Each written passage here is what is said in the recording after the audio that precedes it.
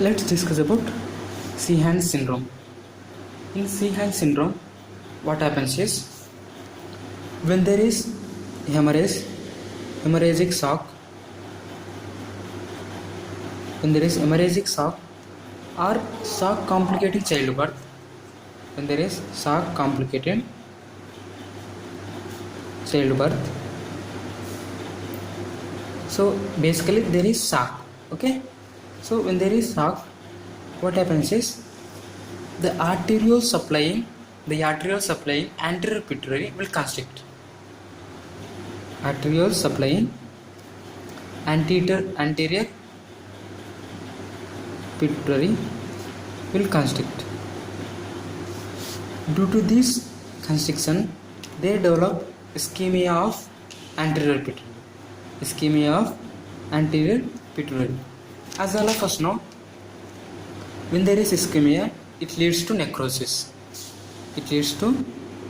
So there will be necrosis of anterior pituitary due to ischemia. That ischemia is due to shock. Okay, so basically what ultimately happened is there is necrosis of anterior pituitary. So as there is necrosis of anterior pituitary, the hormones that are released from anterior pituitary will come down. Okay, the levels of hormones that are released from anterior pituitary will come down.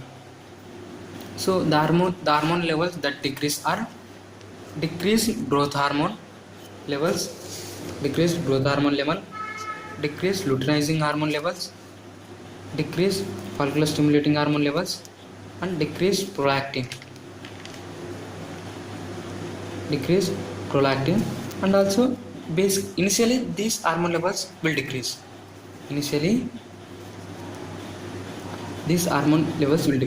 Later on, even ACTH levels and TSH levels will also come down.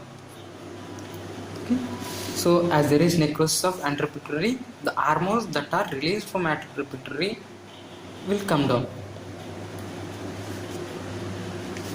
And also one more thing that decreases is pituitary erythropoietic factor.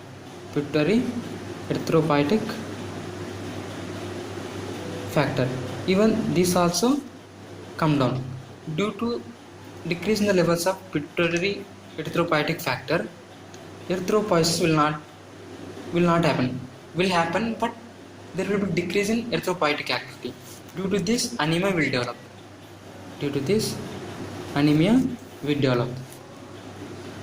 As the levels of luteinizing hormone and follicular stimulating hormones levels decreases, it leads to atrophy of genital organs.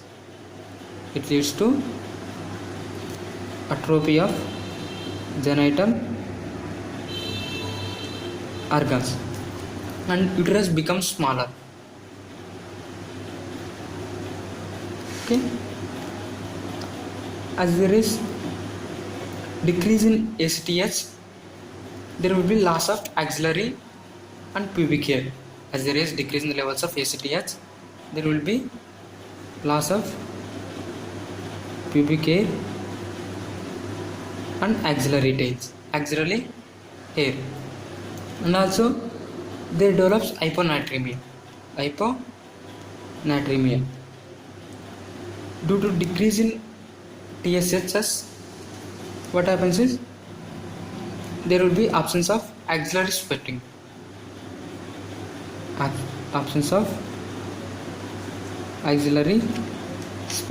Remember, axillary sweating, and there develops hypothermia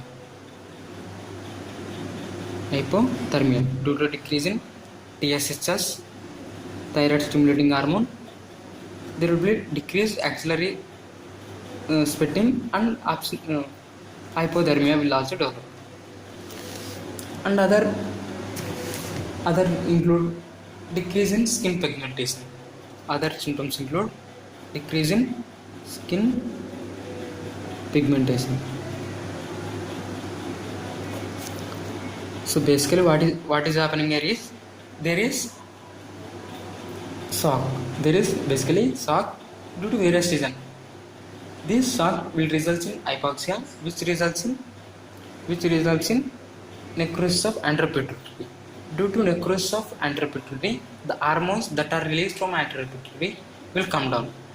Due to decrease in the levels of hormone, various manifestations will develop. Okay, let's see the lab investigations. Lab investigation, mainly we measure the levels of anterior pituitary hormones, most commonly prolactin.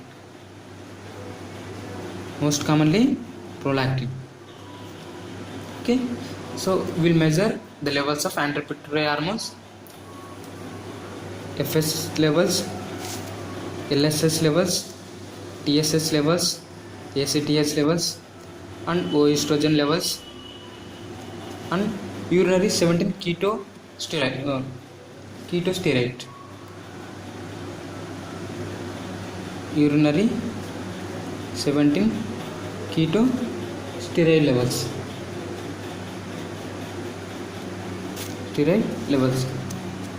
So all these levels will see in the blood.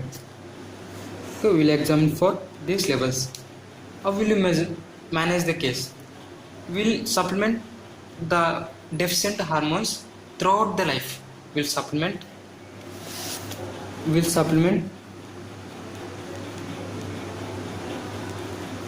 the hormones throughout the life. Okay, this is management.